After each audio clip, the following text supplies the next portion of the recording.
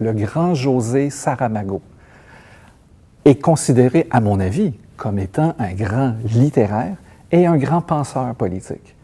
José Saramago est né en 1922 et décédé en 2010, et c'est le seul auteur portugais à avoir réceptionné le prix Nobel de littérature.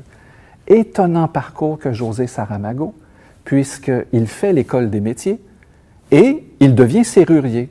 Rien ne le prédestinait à la littérature, mais il va trouver des clés, entre autres en fréquentant assidûment la bibliothèque municipale de Lisbonne. Il va parfaire son parcours littéraire et il va devenir un écrivain marquant, certainement sur le tard. Homme de gauche, José Saramago va longtemps être un compagnon de route du Parti communiste portugais, même à une époque difficile, la période dictatoriale salazariste.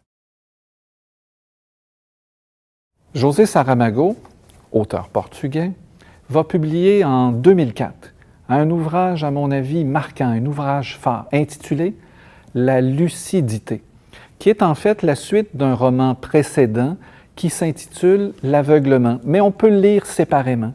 Que raconte la lucidité?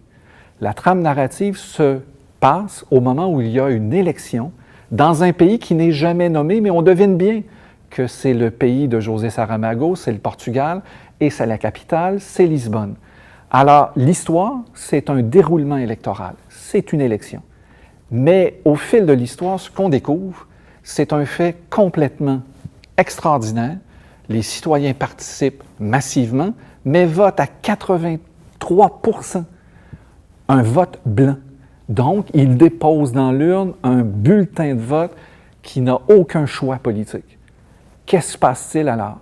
Très simplement, le pouvoir politique va se mettre à dérailler. Il va se mettre à perdre toute sa contenance, et si bien il va même mettre en état de siège la capitale, donc du pays, parce qu'il redoute la peste blanche. L'écrivain portugais José Saramago a déjà déclaré « Il y a toujours une intention politique dans mes romans ». Raison de plus, dans un de ses romans, La lucidité, l'intention politique, elle est au cœur de sa démarche. Que veut-il nous dire? Que veut-il nous démontrer?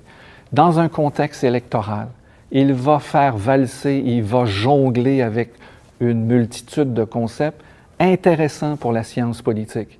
Entre autres, qu'est-ce que c'est que la participation électorale? Qu'est-ce que c'est que la légitimité pour un pouvoir politique, pour un gouvernement? Qu'est-ce que c'est que la participation et donc l'abstention électorale, mais plus que ça, un phénomène qu'on comprend moins, qu'on connaît peu, la pratique du vote blanc. Alors, derrière le roman La lucidité, il y a un paquet de notions dignes de la science politique sur lesquelles on doit se pencher et on doit scruter d'un peu plus près.